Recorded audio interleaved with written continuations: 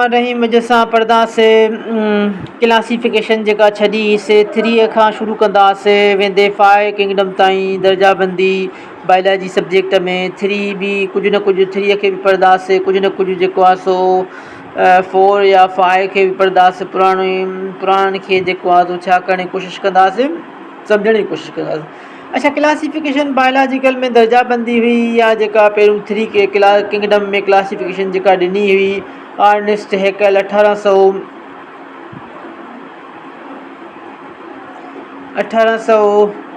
1866 में introduce kingdom the name of Protista जे नाले सां ॾिनी हुई यानी माना पहिरियों 2 किंगडम जी क्लासिफिकेशन ॾिनी हिकिड़े साइंटिस्ट वरी पोइ दर्जाबंदी वरी उनखां पोइ वरी ॿिए जी जेको आहे सो दर्जाबंदी ॾिनी हुई अर्नेस्ट हैकल थोरी जेको आहे सो चेंजिंग करे जेको आहे सो हुन में छा विधई हिन में ईअं कई त एनिमल जी ऐं प्लांट जूं 2 कैरेक्टरिस्टिक यानी माना 2 ख़ासियतूं जेको आहे सो खणी करे पोइ वरी विच ते रखियईं हिकिड़नि खे जेको आहे सो लोअर प्रोटेस्टा में विराई ॿिए खे हायर प्रोटेस्टा में विराई। अच्छा लोअर प्रोटेस्टा में उन्हनि खे विराई जंहिंमें जेको आहे सो छा हुयो जंहिंजे सेल में न्यूक्लियस कोन हुयो उनखे लोअर प्रोटेस्टा में रखियईं ऐं हायर प्रोटेस्टा में उनखे रखियईं यूक्रियाटिक यानी माना यूनिसेल्यूलर या मल्टीसेल्यूलर रखियईं हेॾे छो जेको आहे छा रखियईं क्लासिफिकेशन में दर्जाबंदीअ में हेॾे दर्जाबंदीअ में छॾो यूनिसेल्यूलर रखियईं। अच्छा हिननि जी जेको यूनिसेल्यूलर में सेल जेको थींदो आहे सेल में हिन में जेको आहे सो न्यूक्लियस जेको आहे छा थींदो आहे न्यूक्लियस इहो वाज़िव न हूंदो आहे। हिन जे जेको आहे सो मल्टीसेल्यूलर में जेको आहे छा थींदो आहे हायर प्रोटेस्टा में जेका क्लासिफिकेशन ॾिनई दर्जाबंदी ॾिनई उन में जेको आहे छा थींदो आहे इन में सेल इन में न्यूक्लियस हुन में जेको आहे न्यूक्लियस छा हूंदो आहे न्यूक्लियस ज़ाहिर न हूंदो आहे हिन में न्यूक्लियस ज़ाहिर हूंदो आहे।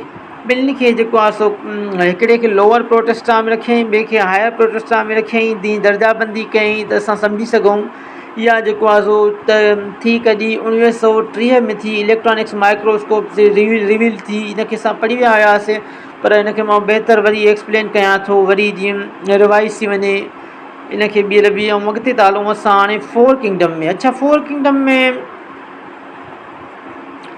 क्लासिफिकेशन में 4 किंगडम क्लासिफिकेशन दर्जाबंदीअ में ईअं थियो त जेको आहे सो 4 में after the concept of kingdom Protista खां पोइ कापल नाले जो साइंटिस्ट हो जंहिं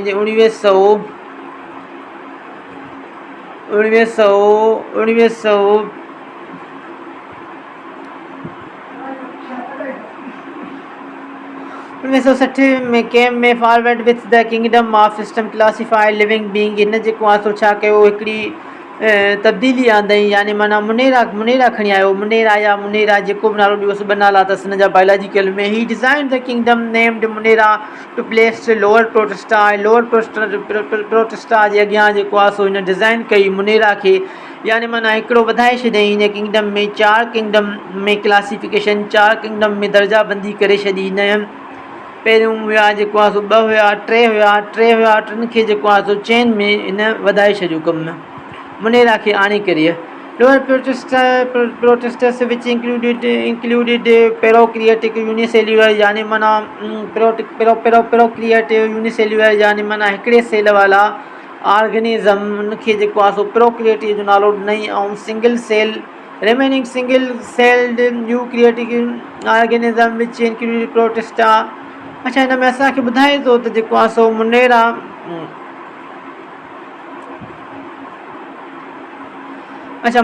ॿुधाए थो त जेको आहे सो किंगडम में रखियईं किंगडम मुनेरा अची करे रखी हुनजे हेठां रखियईं लोअर प्रोटेस्टा रखी करे प्रोक्रिएटिव प्रोटेस्टा यानी माना हिकु सेल वारा जेको आहे सो हिन में रखियईं ऐं ॿियो जंहिंजो हिन में उहे शयूं रखियईं उहे जेको आहे सो सेल रखियईं हिन में उहे हिकु सेल वारा यूनिसेल्यूलर उहे शयूं रखियईं बैक्टीरिया थी या ब्लू ग्रीन एल्गी थी इहे जेको आहे सो छा हुआ इहे इन्हनि जो जेको आहे सो वाज़िव छा न हुयो लोअर प्रोटेस्टा वारो हिते रखी करे किंगडम मुनेरा में रखियईं लोअर प्रोटेस्टा वारो या 4 किंगडम में दर्जाबंदीअ में हिन जो छा आहे न्यूक्लियस वाज़िव न आहे। अच्छा किंगडम प्रोटेस्टा ॿिए में हायर प्रोटेस्टा में छा रखियईं यूक्रियोटिक वारा प्रोटेस्ट जो यूक्रियोटिक प्रोटेस्ट वारो नालो ॾिनईंसि यानी यूक्रियोटिक वारा सेल रखियईं। इन में छा थींदा आहिनि यूनिसेल्यूलर बि थींदा आहिनि मल्टीसेल्यूलर बि थींदा आहिनि। अलगिली एंड फंजाई ॿई जेको आहे यूनिसेल्यूलर बि कुझु यूनिसेल्यूलर जूं शयूं अचनि थियूं ऐं मल्टीसेल्यूलर बि अचनि थियूं। हिन जो जेको आहे न्यूक्लियस छा हूंदो आहे वाज़े हूंदी आहे। अच्छा उनखां पोइ अॻिते किंगडम माइटोफाइटा में प्लांट किंगडम रखियईं। यूक्रियोटिक सेल आहिनि हे जेको आहे सो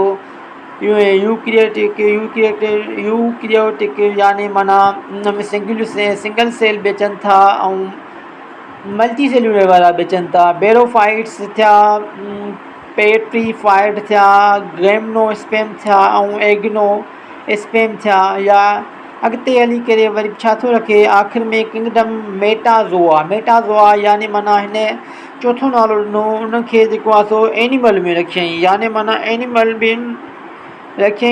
बि यूक्रियोटिक वारा सेल वारा रखियईं। यूक्रियोटिक सेल वारा यानी माना सिंगल सेल ऐं मल्टी सेल्यूलर वारा ॿई सेल रखियईं। हिन में जेको आहे छा आयो इनवर्टिब्रेट ऐं वर्टिब्रेट हिननि जेको आहे सो वर्टिब्रेट वारा बि रखियईं ऐं इनवर्टिब्रेट वारा बि वारियूं शयूं बि हिन किंगडम में रखियूं। अच्छा अॻिते वधूं था किंगडम क्लासिफिकेशन ते त पंजियूं जेको आहे सो kingdom classification Robert Whittaker 1969 classified organism कयो। हिन छा कयो हिन शख़्स खे वरी अञा होश जाॻियो। हिन वरी अञा पंजी शइ बि रखी छॾी फंजाए खे जेको आहे सो अलॻि करे छॾियईं। हिन छा कयो kingdom which is clearly categorise fungi into separate kingdom. हिनखे फंजाए खे जेको आहे सो सेपरेट कयो अलॻि करे रखी छॾियईं। This system is classification was based was a cellular structure and body organisation unicellular prokaryotic यानी माना यूनिसेल्यूलर उहे थींदा आहिनि जेके प्रोक्रिएटिक सेल थींदा आहिनि उहे यूनिसेल्यूलर थींदा आहिनि ऐं मल्टी सेल्यूलर उहे थींदा आहिनि जेके थींदा आहिनि यूक्रियोटिक सेल थींदा आहिनि। इन सेल जी बुनियाद ते जेको आहे सो पंजी बि शइ खे फंजाए खे अलॻि करे जेको आहे सो रखियो रॉबर्ट वेटिकर 1969 ईस्वी में। मोड ऑफ म्यूटेशन ऑटोट्रोफिक या प्लांट्स यानी माना खाधो पंहिंजो पाण तयारु कनि जेके इंजेस्टिव यानी माना जेको खाधो खाइण खां पोइ जेको आहे सो हज़म कनि। हिटोट्रॉपिक एनिमल यानी खाधो पंहिंजो पाण न तयारु कनि। एनिमल आहिनि जेके जानवर आहिनि उहे छा कंदा आहिनि उहे जेको आहे सो इंजेस्टिव कंदा आहिनि यानी माना खाधो खाई पोइ जेको आहे सो उन्हनि जो हाज़मो शुरू थींदो आहे इंसाननि जो बि जानवरनि जो बि। ऑब्ज़र्वेट हिटोट्रॉपिक फंजाए यानी माना हे असांखे सम्झाइणु चाहे थो सवली सिंधीअ में ऑटोट्रोपिक आहिनि कुझु ऐं ॿियो हिटोट्रॉपिक आहिनि। ऑटोट्रोपिक कहिड़ा आहिनि जेके खाधो पंहिंजो पाण तयारु कंदा आहिनि उहे ॿूटा आहिनि। हिटोट्रॉपिक कहिड़ा आहिनि जेके खाधो जेको आहे छा कंदा आहिनि ॿाहिरां वठंदा आहिनि। वरी उन्हनि में बि जेको आहे सो आहिनि इंजेस्टिव यानी माना हिकु खाधो खाई हज़म कंदा आहिनि ऐं ॿियो ऑब्ज़र्वेटिव यानी माना इहे उस मां खाधो पंहिंजो पाण तयारु करे उते ई जेको आहे जज़ब करे वठंदा आहिनि।